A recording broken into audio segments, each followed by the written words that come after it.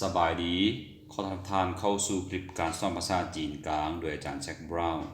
มื้อนี้เรามาเรียนประโยคภาษาจีนกลางที่ใช้ในชีวิตประจำวันนำกัน汉语日常用句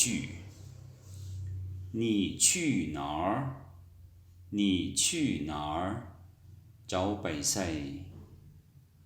我去跑步我去跑步ค่อยไปเล่น我去打篮球我去打篮球ค่อยไปลิ้นบานบวง我去打排球我去打排球ค่อยไปตีบานทรง我去踢足球我去踢足球ค่อยไปเตะบาน我去游泳